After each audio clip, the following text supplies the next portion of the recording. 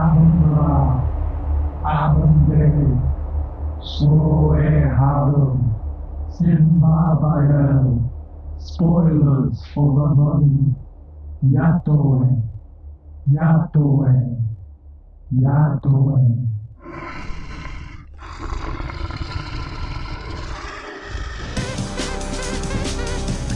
Welcome to Diabolical, the show where four long-suffering friends dissect film's most dastardly schemes and try to improve them. I'm your host, Adam, and this week's movie is 1999's The Mummy.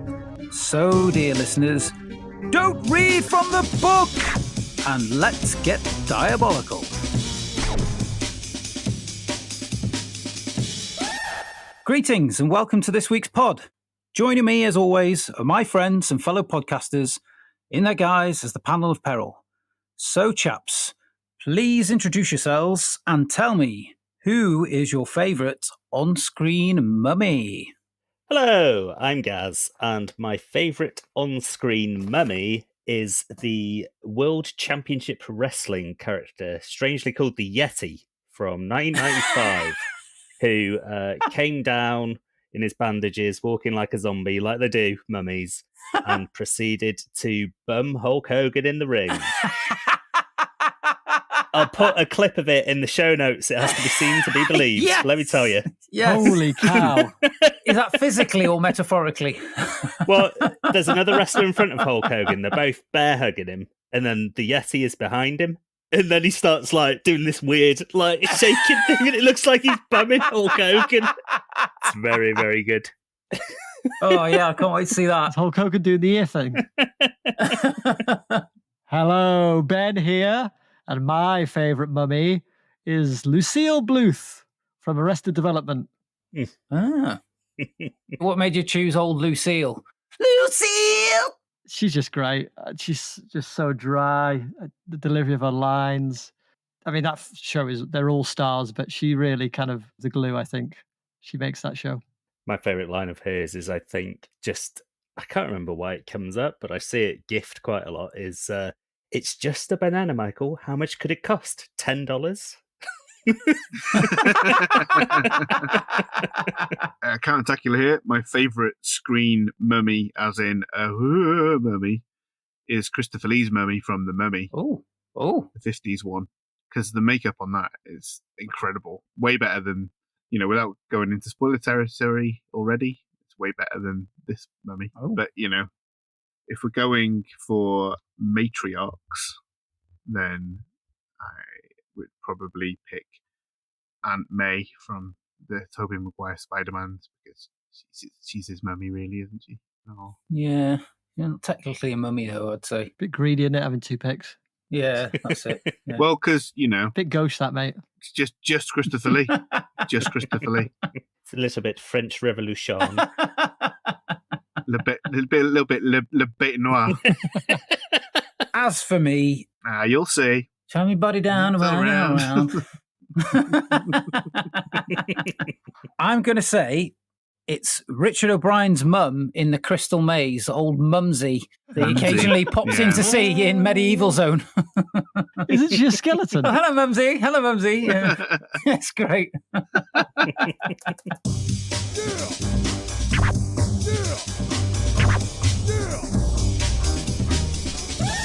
Okay, thanks for that, chaps. What do you think, folks? Get onto Facebook, Twitter, and Instagram on @DiabolicalPod, or search DiabolicalPod Evil Schemes Done Better, and let us know your favourite mummy. 1999's The Mummy stars Brendan Fraser, Rachel Weisz, John Hannah, and Arnold Vosloo as the eponymous creature, who is awoken from his tomb in Hamunaptra to kill those that awoken him, and wreak havoc on the world with plagues of locusts, rivers of blood, and other real Wrath of God stuff.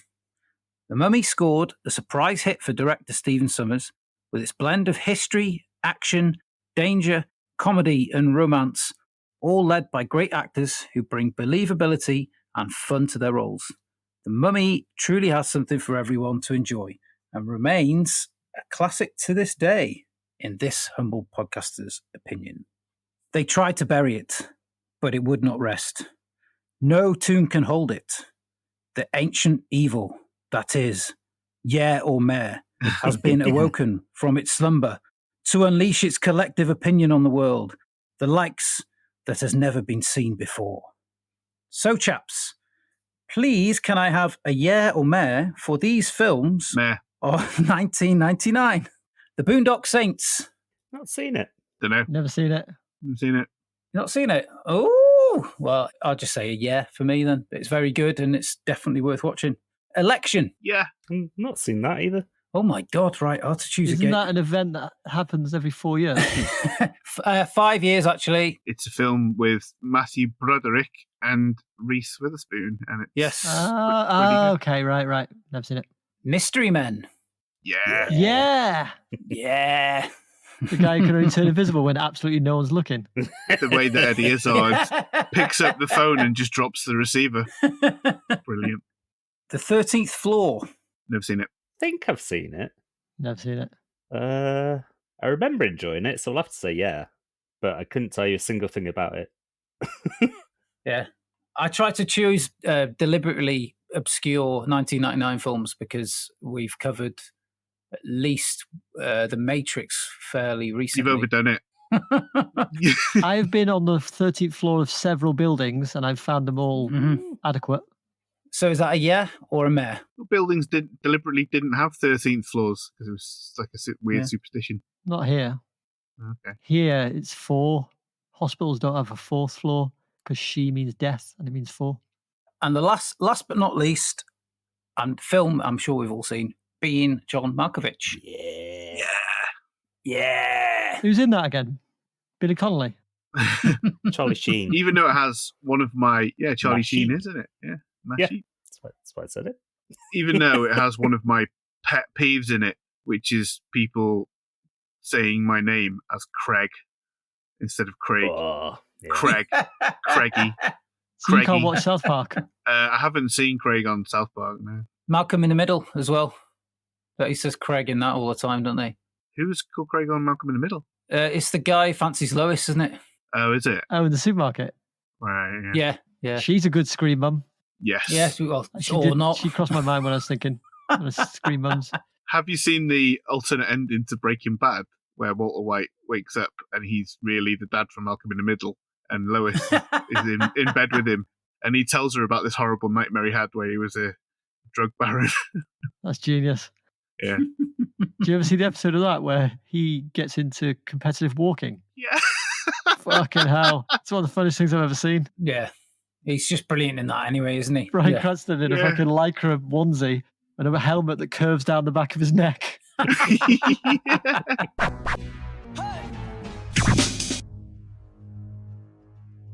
Count Attacula, seeing as you're the only one of us to pick an actual Egyptian mummy for the start of this episode, what are your thoughts on this particular outing of the mummy?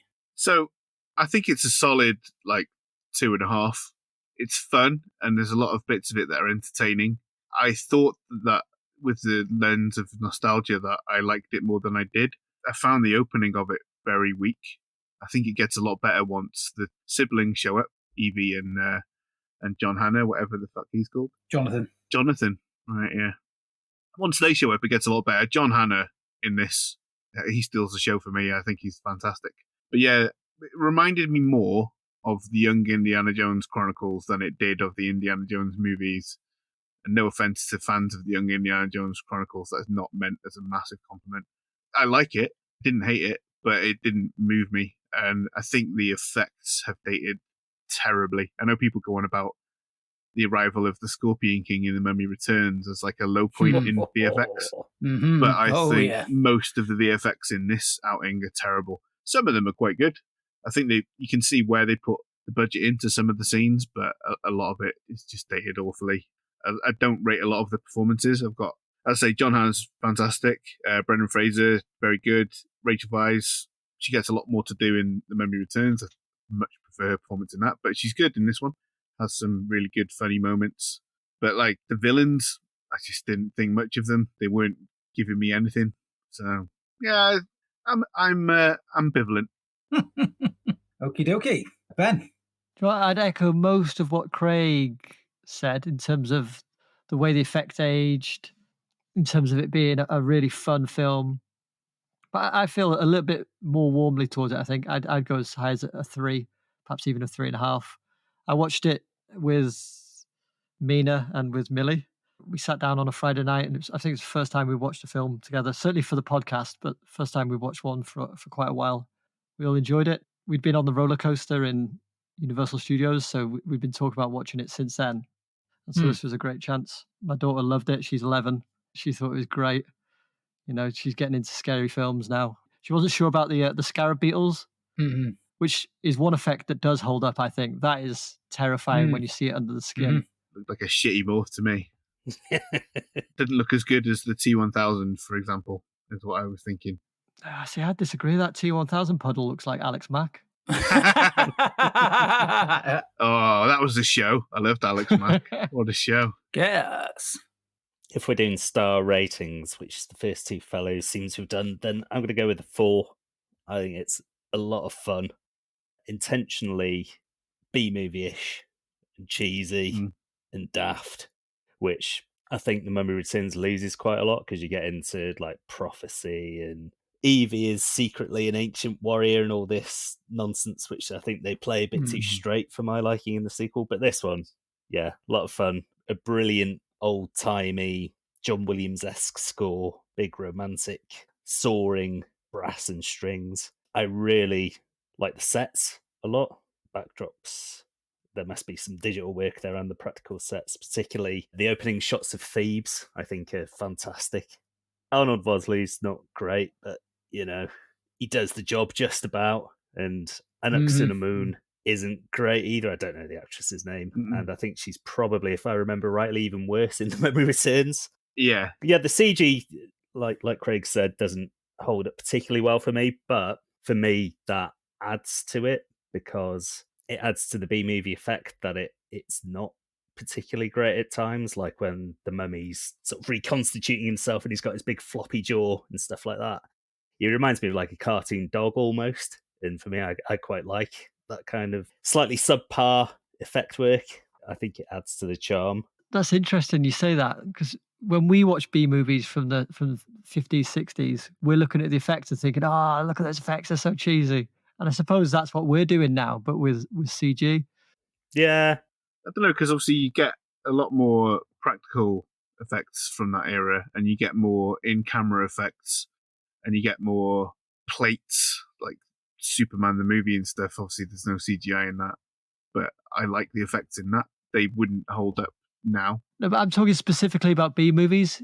When you watch them for the effects, and you laugh at them, and that's part of the enjoyment, isn't it? But I prefer something like King Kong. Doesn't look realistic, but it looks good. And, you know, certain creature effects from films are better than others. You know, like I said before, the mummy makeup of Christopher Lee in The Mummy from the 50s, if you have a look at that, looks great. I think I would have been on board with more practical effects that hadn't aged well in this than digital effects that haven't aged well. Because it's not just the animation or the craft or anything. I think a lot of that's quite good. A lot of it comes down to like the fidelity of it. A lot of it looks kind of blurry. Very grainy, isn't it? Yeah. Yeah, fair enough. Doesn't match well with what's going on there. I'm also a sucker for a good, something that's so bad it's good kind of thing. But I didn't, for some reason, on this viewing, this just didn't grab me that way. But again, you know, that is an ambivalent point of view. I was also enjoying it quite a lot. So as strongly as there are bits of it that I thought I didn't like, there were bits that I really did like. So it was kind of that's why I went with 2.5, because it's dragging me to the end of liking it and not liking it all the time. A little tug of war. The main thing I think that carries it through is the characters. I feel like Rick, Evie, Jonathan, and whatever Ahmed Jalili's character is called are all very entertaining, and you enjoy spending time with them. And Benji, is that his name? Yeah. The little Weasley. Benny. Benny. Yeah, Benny, yeah. Yeah, he's a lot of fun as well, isn't he? Yeah. I was thinking, how much more fun would The Mummy Returns have been if the mummy in The Mummy Returns had been Benny, coming back for his revenge after being trapped in there? That would have been great. As for me, I haven't seen it for ages, but I loved it. And I sort of went into it thinking, how is this going to age? But I loved all the performances. I thought they all played it the way it needed to be played with, which was very much tongue-in-cheek. Nobody took themselves too seriously, but you had those serious moments, but then there was always some sort of lighthearted moment or joke or something to come in and shatter that straight away. The visual effects, I wasn't thrilled or disappointed. I thought, well, that's what I expect for a 24-year-old film now. And yeah, and my mind immediately, before I even started watching the film, was thinking about Scorpion King and how even at the time it was a shocking piece of visual effects. So I think this film has done a lot better in that way. And I think this film came out at a time when they was really trying to push the visual effects boundaries and stuff. So I think a lot of films, especially the big wannabe blockbusters and summer hits and stuff, were pushed into this, like, you've got to use computers and CGI, and that's what audience wants to see. So they went with that, and I think they did a really, really good job with it. And the budget really at the time wasn't an awful lot of money, and it still did really, really well. I really enjoyed it watching it at the time, and I definitely enjoyed this rewatch. And I will at some point in the next week or so watch The Mummy Returns, because although I don't think it's available on streaming in a minute, I should be able to track it down somewhere. Some of the effects in this are really good. Like towards the end, the mummies climbing on the walls look really good. The kind of scuttle they do over the walls. Yeah, the sword fight that Brendan Fraser has with the mummies is really good. Like you get a real sense of weight to that fight. Like obviously he was just fighting thin air, but you kind of feel like he sells it, and then the CGI sells it. That scene in particular, it reminded me of Jason and the Argonauts, where he's having a thing with the skeletons, isn't he? And I was like, that's lifted straight out of that film. There's a lot of sort of punching mummies and their heads spinning around on the spot and little gags. Yeah, great. Kicking them in the shin and their legs fly off into the distance and they go, wow!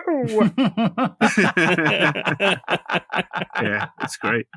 Here's a question to make the podcast more interesting again. Yeah. Do you think you needed all that exposition at the start?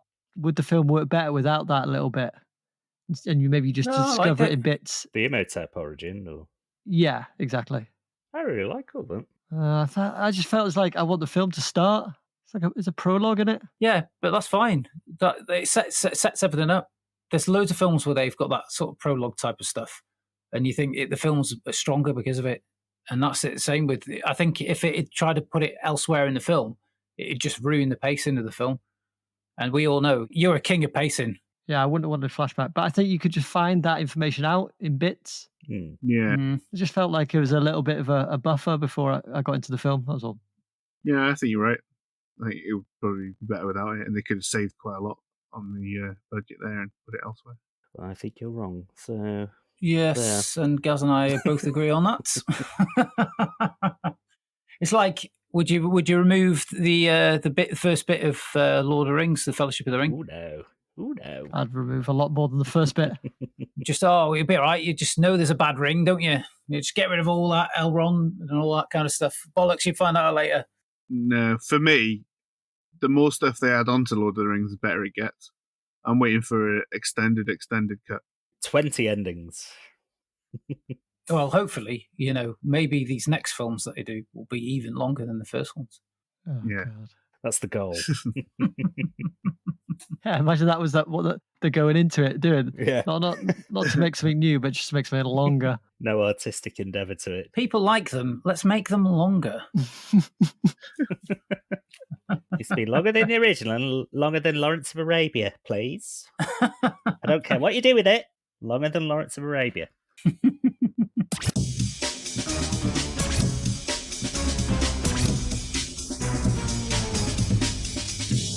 Right, who wants to kick us off with favourite sequences? I'll go with a practical effect to start you off. Ooh! The hanging scene with Brendan Fraser looked amazing. Oh, man. Yeah. There's no cut. It's brilliant. Yeah. That's bonkers. He must have a second wire on his back with a brace, presumably. But he's also got a muscular neck, to be fair to him. I reckon he could take it. Fair enough. Well, we already talked about mine a bit, which is that sword fight with the mummies, because I think that's really cool. It has a lot of funny moments in it, and it is the best example of effects in that. Like I said, it lends it a lot of weight it's grounded. But another thing that I really love, which you touched on a second ago, saying that wish we'd started with Evie in the library, the bit where she knocks down all of the shelves like dominoes, it's just great. So fun. It just tells you so much about her character as well. Yeah. It's a really great start. And a good lesson for anybody who's designing a library. Make sure you have a solid wall somewhere to stop the dominoes from falling. Or just don't put all of your shelves in a horseshoe shape. It's easy access though then, isn't it? It's a librarian stream. That shape is a librarian stream, you see. So they have to build it like that. Liberian's dream. Liberians, more libations, my liege. Come on, Gaz, don't leave us hanging. I suppose it doesn't count as dialogue. My favourite bit is Benny when he first gets cornered by Imhotep, when he's reconstituting himself and he's all rotting and gross, and Benny starts pulling out different symbols from different religions and just praying to them all. So he's got the crucifix, and I don't know what else, a Muslim symbol and a Hindu symbol, and then finally it's the Star of David, which Imhotep then sees and goes, "Oh, the symbol of the slaves," and that's what saves him. So I think it's quite a funny bit, and it also serves a good plot function to make him his slimy little sidekick. My favourite bit is when they first unleash the mummy. He's stalking him through the tomb underground, and Rick races in to get Evelyn. He's talking to her and she's just staring at the thing coming towards him, and then he sees it and it's like, "Ah!" and he just goes, "Ah!" Bang! And he just flies backwards. I was like, yes. It's good. There's loads of little bits like that. It's just so silly, but it just all gets played without any sort of seriousness that just makes it perfect. So. Yeah, the fight scene on the paddle boat is a bit like that. There's some very serious moments immediately followed up with very tongue-in-cheek kind of slapstick moments. So that was a great sequence too. Yeah, I'd say my least favourite sequence. Oh God, the car chase with the horde of thralls. It's like intriguingly dull. I was watching it thinking, how did you make this so dull? It's a car chase, but it was so boring. Maybe they only had about 20 feet of set, so they had to keep on stopping and starting to film tiny little sections of it. It's weird as well because the townspeople are enthralled to Imhotep doesn't explain why they are, or why not everybody is. Like if they are... something to do with the plagues? Yeah. Maybe. I think they're trying to get on his side, aren't they? Trying to get on in his good books. That's the way I took it anyway. Yeah, because they've got boils, haven't they? That lot. I love John Hannah trying to blend in with them, going, Imhotep. He's so good at doing that. That precedes Shaun of the Dead doing it by a few years. Yeah, right. Yeah.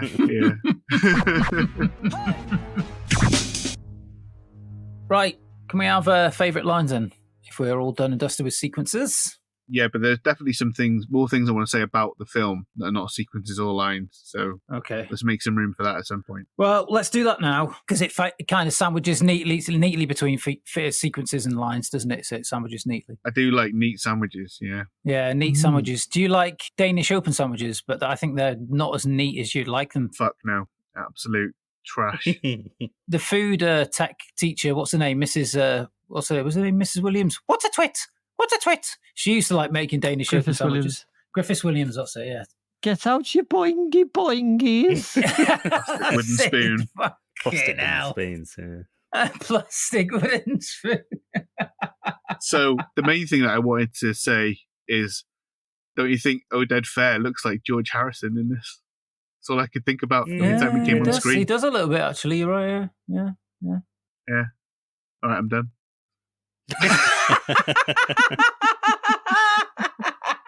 There's a horrible bit of expositional dialogue in this, which is when John Hannah says, "Oh, come on, everybody knows the story," and then he tells the story. Wait, why? You all know it, but I'm going to say it anyway. This is for the audience.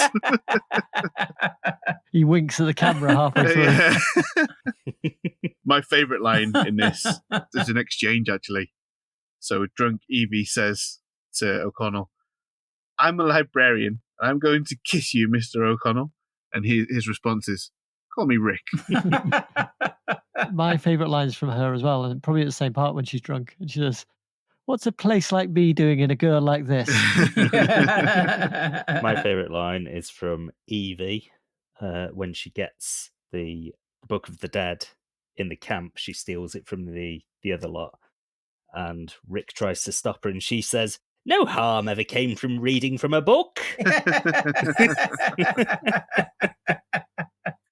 Yeah, I got that one as well. Yeah, Roger Moore should have delivered that one.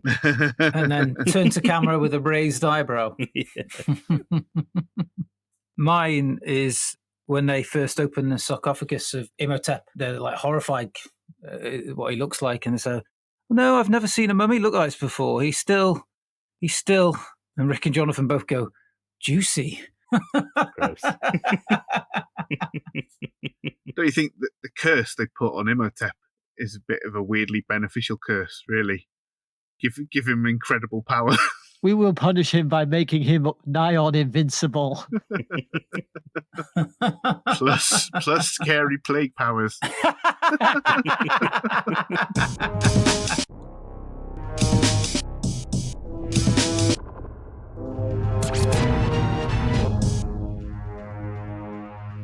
you ever seen a real mummy in a museum or anything? Yeah. It's cool, isn't it? It's slightly scary at the same time, thinking that was a real person looking at their shriveled, pointy, toothed face. So I was talking about this with my niece and thinking there might be a way of taking taxidermy into the future, and that's adding animatronics, robotic taxidermy. I think that's the next stage, and hopefully I'll be able to have a bit of that. Pre-record some phrases and have like a voice box put in. Yeah. By then you'll have a chat AI be able to do my voice. Yeah. You'll have proper chats with me. What's it like being dead, Ben? Put me in a compost bag and throw me out. You couldn't smell any worse than you do now. Hey! Just going back to seeing mummies in a museum. The first time that we took the kids to a museum, we were in the Egyptian exhibit looking at the mummies, and Izzy would have been probably 5 or 6, and I thought it's going to be funny now if I come up behind her and she's looking at this mummy and go and make a jump.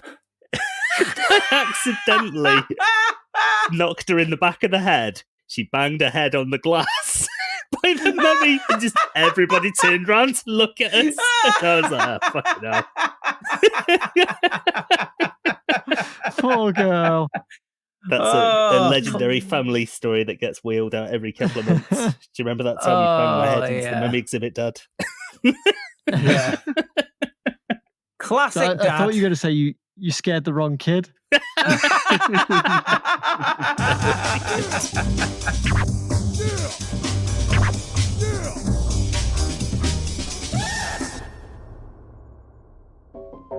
Before we go any further, we'd like to take a moment to ask if you're enjoying what you're hearing to rate and review, and also to follow us wherever you listen to this episode.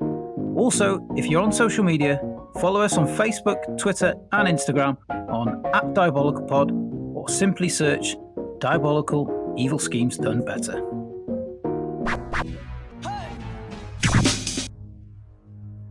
Imhotep has risen, and he's feeling a bit randy. Not content with causing inevitable death and global destruction, he wants to get his end away too.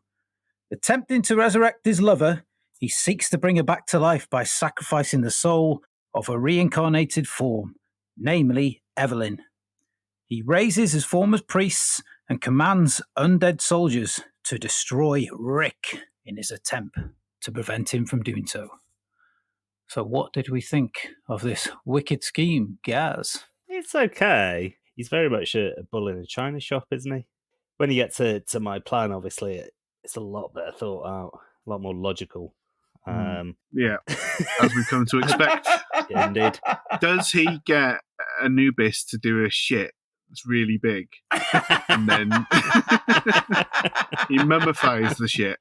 And as it comes out, it whistles.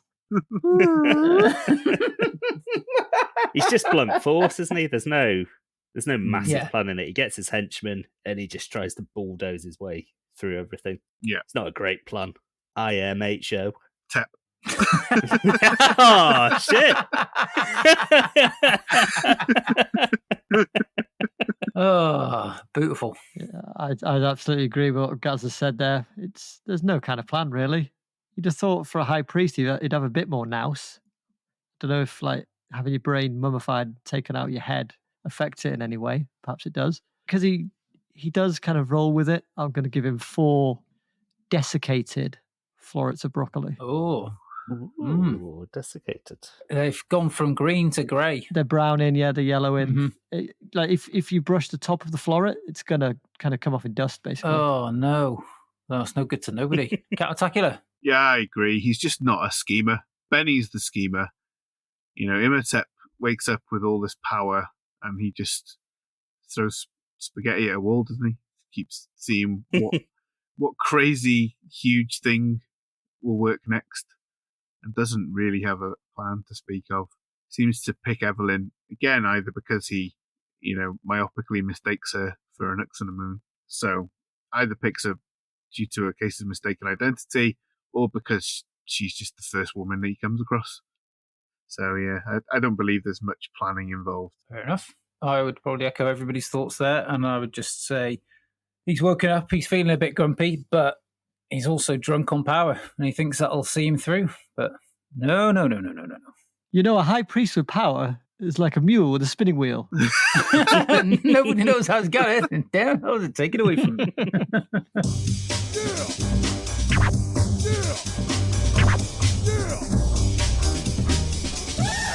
Reading from the book of Amun-Ra, the Book of Life, Jonathan prevents Imhotep from sacrificing Evelyn's soul by reciting a powerful chant that firstly takes control of the undead soldiers to destroy his girlfriend and makes Imhotep mortal, giving Rick the chance to run him through and send him back to the underworld. Can we do any better? Count Attacula, please bestow your plan upon us. Imhotep. First name, Im. Last name, Hotep.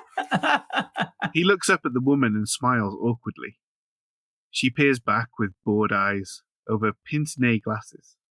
A second pair dangles redundantly from a chain that hangs from her neck, resting on top of an ill-fitting beige cardigan. Date of birth, September 23rd, 1256. He looks up at her again. Her right eyelid raises, so that she seems almost awake now, craned high by her arched eyebrow. I'm a Libra, he chuckles, before realizing the source of her consternation. He laughs. Ha! Crosses out the year and changes it to 1896. He looks to her again. Her eyebrow remains raised. He smiles and nods grimly, changes it to 1892. Her face relaxes. He relaxes too. House name / address, DUNROAMIN.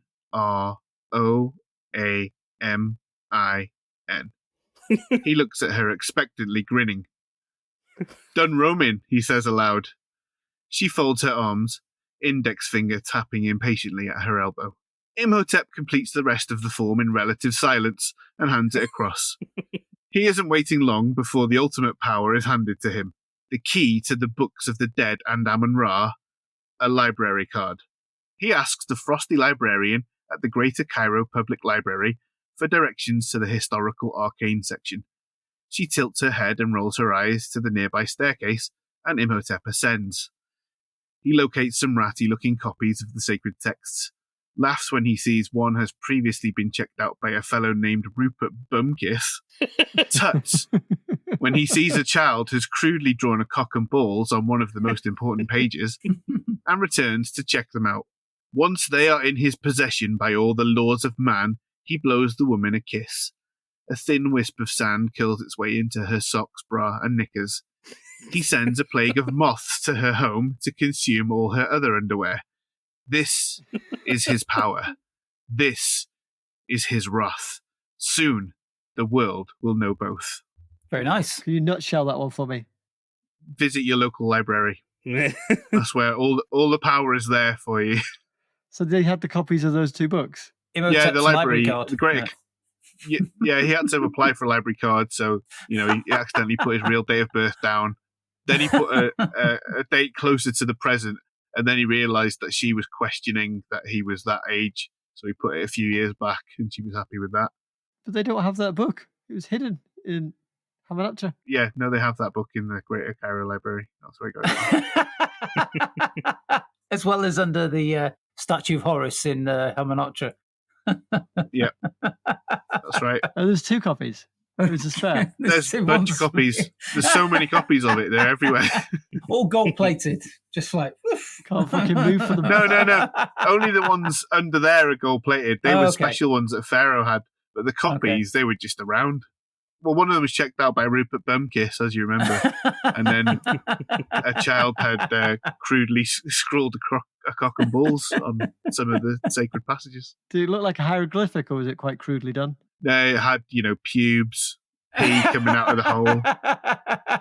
But really straight, short pubes. How many splashes? I believe 3 is the tradition. 3 splashes. Yes. That's quite right. The guy clearly had talent. Yeah. Imhotep wasn't even that pissed off. He's just saying, the text was still legible. He was fine. But the key question is he going to return these books on time so the next person can have their turn? Or is he going to be... the next mummy? Yeah. So he's not going to be the ultimate baddie. No, he will. He turns him a little bit late and he gets a small fine. Oh, That's man. unforgivable. Yeah, but he is diabolical. Yeah. 7 plagues, fine. Taking your library books back late when you know there's going to be someone waiting. That's beyond the pale. Yeah, and it just goes to show as well, his power will always be bested by the power of a librarian. Right. Exactly. Like Conan the Librarian. Oh, young.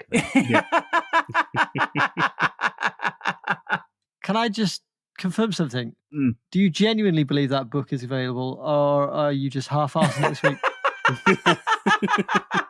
I'm saying, why wouldn't that book be available? Who's to say there's not more than one copy of it? Why not? Me? Because wouldn't have Evie found it instead of going mental for it the whole fucking She hadn't film? been to the Greater Cairo Library. It's not in literally every library. There's not billions. She works in the bloody museum, doesn't she? But that's not the same. That's not what I said. There's not literally billions of copies of it. I'd say there's there's 500 copies of it, and one of them was there at the Greater Cairo Library. What's your source? I want your source material.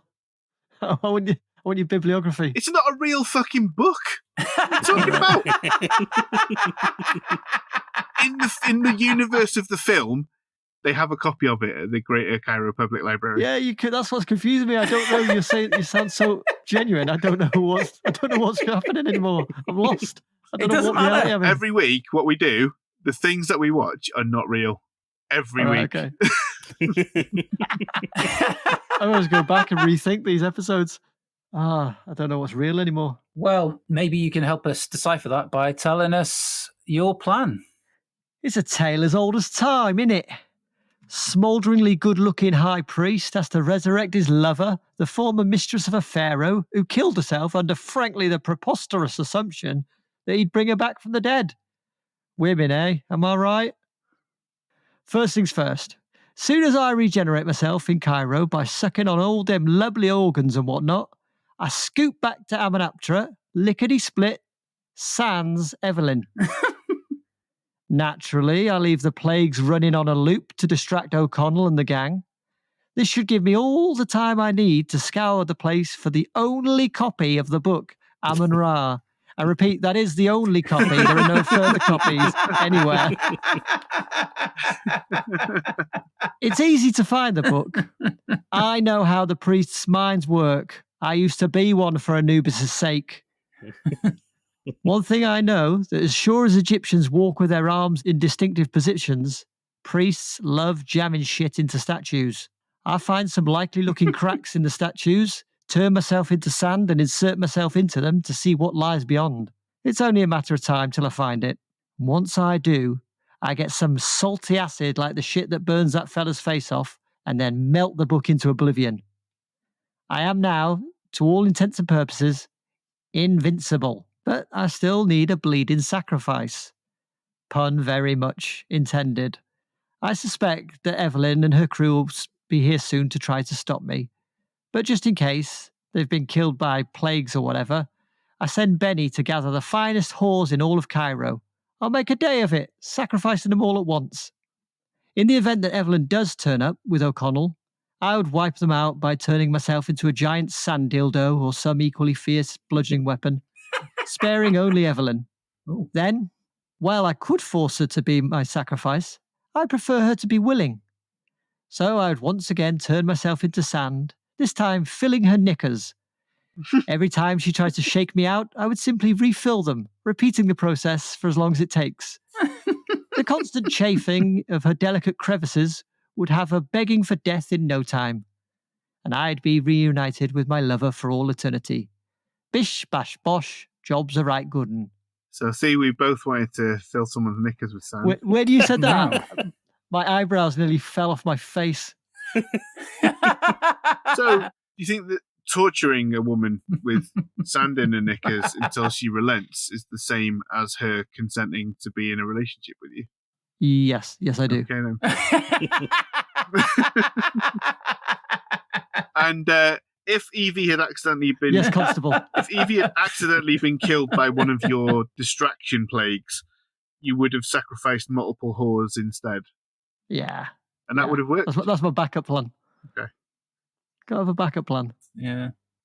Most of mine do involve multiple whores. So I've got do not bring Evelyn, melt the book with acid, sacrifice multiple whores, and fill her knickers. That's what I've got. So either or on the fill the knickers. Okay. If she turns up, I fill her knickers. If she doesn't turn up, I sacrifice the whores. That's pretty seamless. Right, Gaz. For a fellow who has been asleep for a couple of millennia, Imhotep comes across as an impatient young madam. Impertinent too. So much so that I think I should like to give his body a good spanking. Yes, a good spanking. But anyway, as I was saying, Imhotep in the film just being a little bit impatient actually when you think about it. What he should have done upon initially waking up is just say, chill, bruh. Just stay nice and chill. Take a chill pill. Netflix and chill. Maybe crack one out real quick, then roll over on your sarcophagus. Go right back to sleep. Bide your time.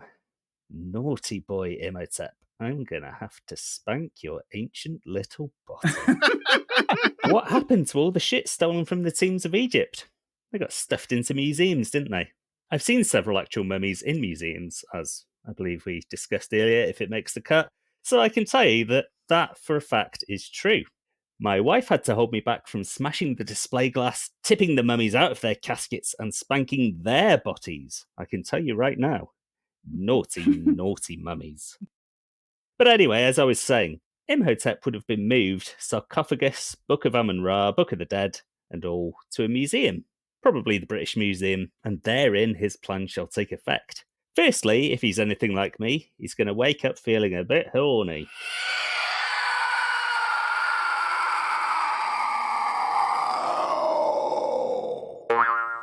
Anck Su Namun is not of this mortal realm, so he's going to have to crack one out real quick. Naughty boy. We've all seen or heard of the Night at the Museum films, haven't we? Little known fact is that they're based on a true story, and so Imhotep can enlist the help of a big T-Rex skeleton, a Roman legionary, and a double-headed Mexican serpent mosaic. That's all he needs for this particular night at the museum, and it's also a rather nice number of comfortadors who can stand in a nice square, taking it in turns to spank each other's botties, because they're all such naughty, naughty boys. But anyway, as I was saying, you, Imhotep, then just rampage through the museum, red botties blowing in the breeze as you go. The Book of Amun-Ra is an absolute cinch to get. Strip the flesh off whomever you wish, stop for a quick bit of spanking if needs be once your new flesh has coagulated, and find a filly to stuff your beloved Anck Su Namun's soul into. I'm not sure if I'm just thick this week all the plans are being delivered insanely. I have no idea what's going on. I know there's a lot of bottom spanking. Are you saying there's another There sure copy was. of the book somewhere else?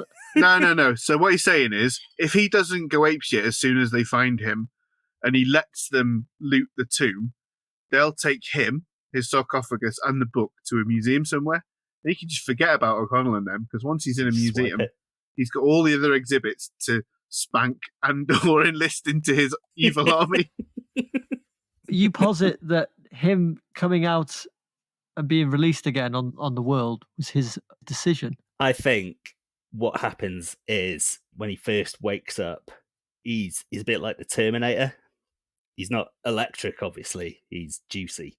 But he does a quick scan of the situation, runs it through the old brain box, and he's like, Okay. Nah, I'm going to leave this for the time being. I think there's probably a better situation to come if I just bide my time until the time is right.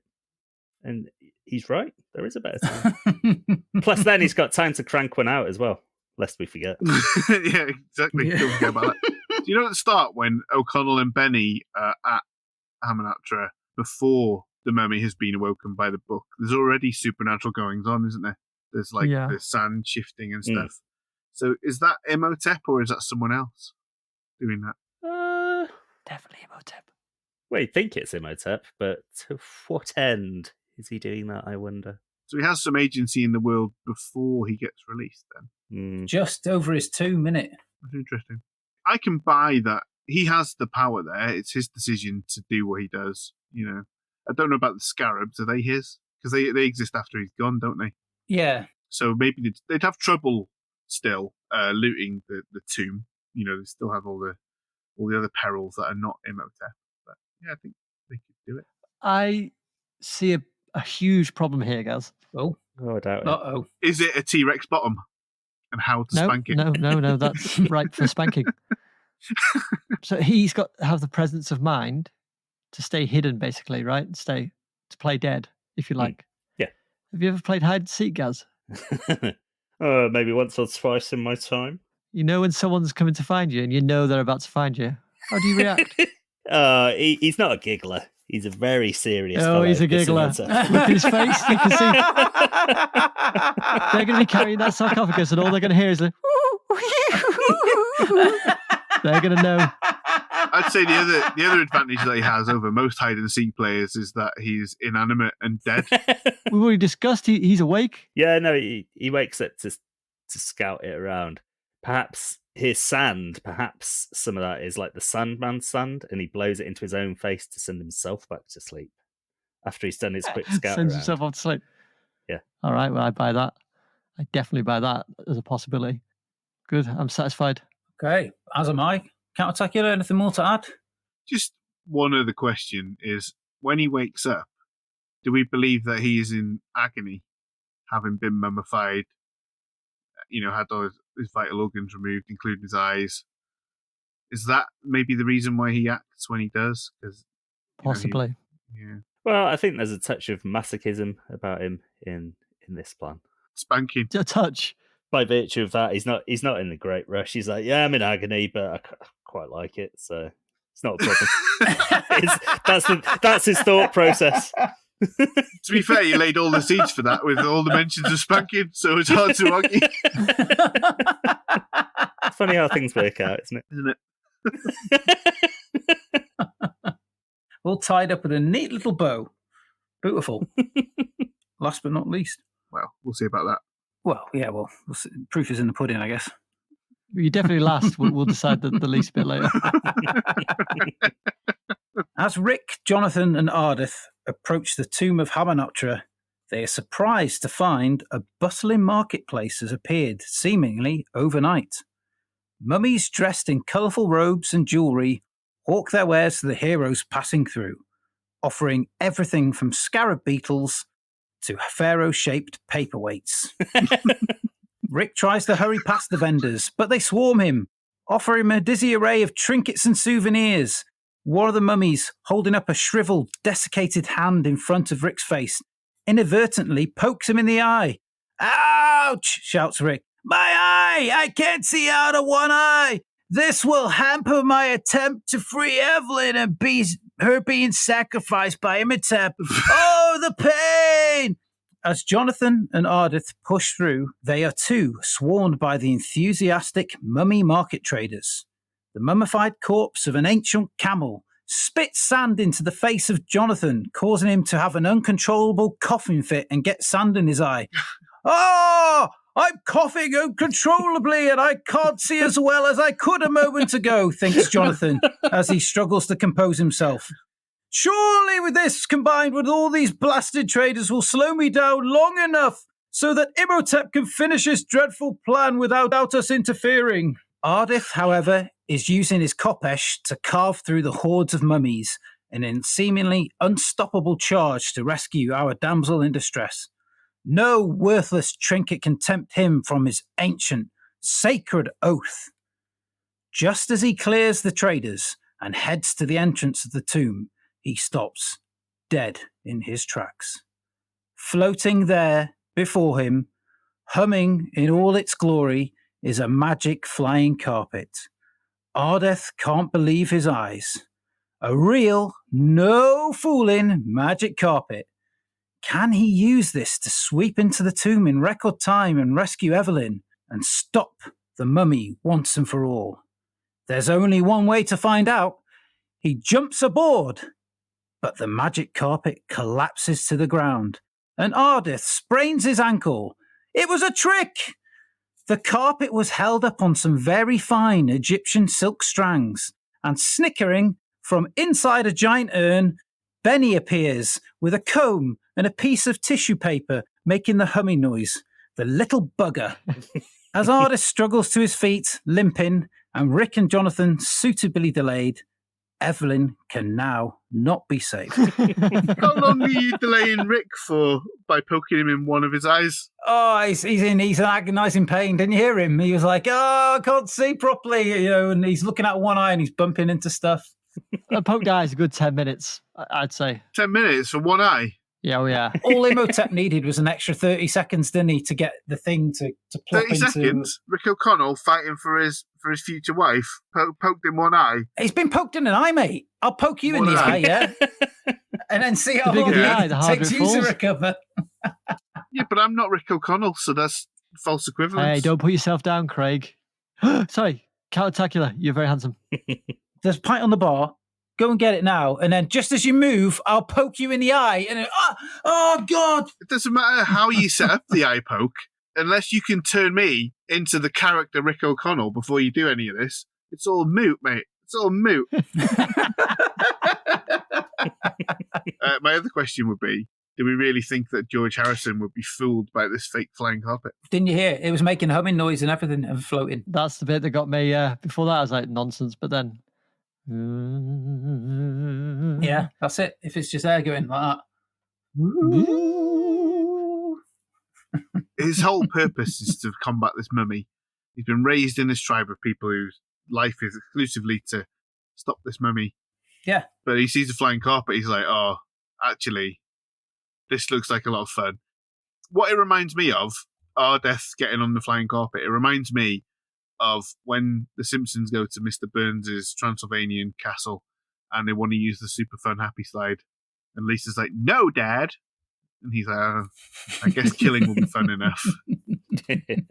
So my main problem is that I've walked on sand quite a bit in my life. I've jumped down sand dunes and I've never once sprained my ankle.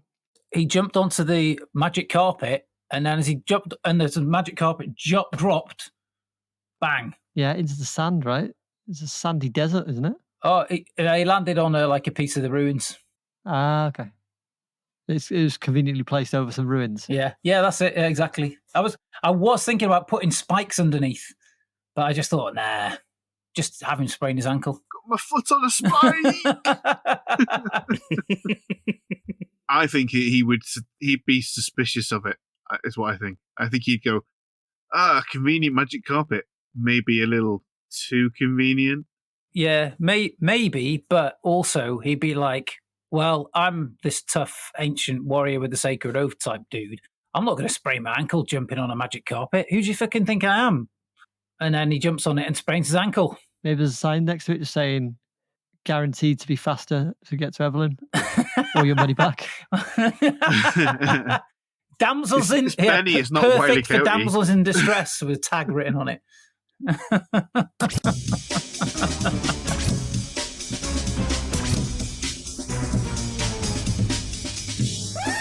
What did you think of those plans? It's a hard choice this week. They're all shite. Quick summary of the plans then. Count-Attacula's plan was Imhotep's library card and multiple Amun-Ra's. Ben's plan involved acid destroying the Book of Amun-Ra and sand panties. Gaz's plan featured mutual, museum masturbation and smack bottoms aplenty. And my plan was a mummy marketplace scheme. But who do we think had the best plan? Gaz, please cast your vote and tell us who you voted for.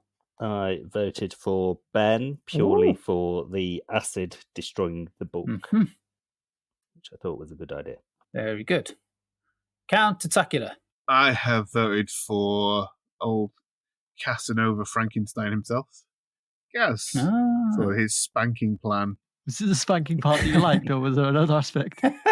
Spanking part mainly drew me in. No, I like the idea of it's credible that you could wait until all the stuff had been taken out for a museum, and I like the idea of utilising the other museum exhibits in your army of evil undead. There was a good plan hidden under all the spanking, and the spanking was just the cherry on top. Well, with that in mind, I voted for the superficial stuff, which is all the spanking and stuff, and I voted for Gaz. I also voted for Gam. Because, yeah, like Katsaki said, there was actually a good plan under there, waiting for all the relics to be housed in a museum, and then just scoop them up. Very good. So that's 2 dry spells for you and I, Count-Attacula. What the fuck are we going to do? Get wet. That's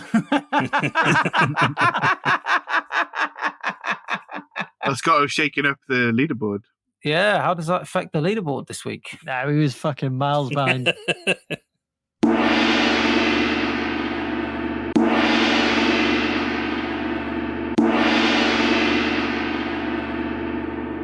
Well, you're exactly right, Ben. The standings on the leaderboards are in the exact same position, but I'm not as far behind.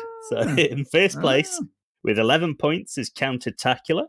In joint second place with 9 points each are Adam and Ben. And in final place, some might say the best place, is me with 7 points. It's close. It's close. Closing the gap. Oh, so I jumped up to joint second. Yeah. That's the change this week, is it? Oh, yeah, that's true. Okie dokie. Next week, Ben is picking the film. Ben, what have you chosen for us to dribble over next week? We're going to be getting down and boogieing to the awesome sound of the Blues Brothers. Very nice, very nice. And that brings us to the end of this week's episode. Thank you for listening, and we hope you've enjoyed yourselves as much as we have. If you have, please leave us a 5-star review wherever you get your podcast from, and don't forget to follow us so you never miss an episode. Why not share us with a friend, acquaintance or colleague, and follow us across social media on @DiabolicalPod. So, until next time, dear listener, only gamble with your life, not your money.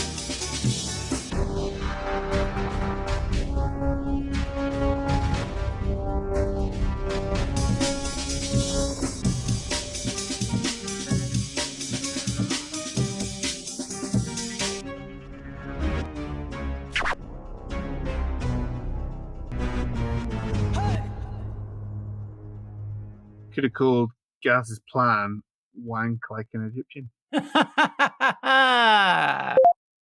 Is someone's phone ringing? Yeah. No, it's my, Not it's my mine. bath. Oh, right. Yeah. I keep on forgetting about that. And the way they set it up on the opposite side of the rivers, so then it's this Yeah. it's this race. It's yeah, that was excellent. Although it doesn't show how they catch them up. They seem to have just caught them up with without having to overcome any obstacles. There was a moving walkway on Benny's side. quicksand, but it didn't sink. It's just like horizontal quicksand.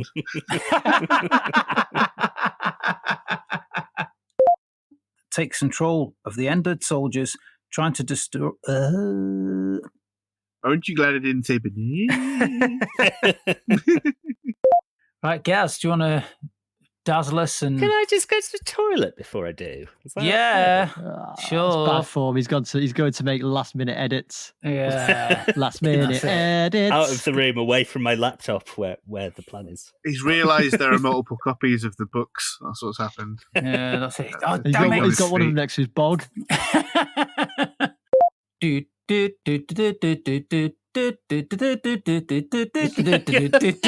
Wow.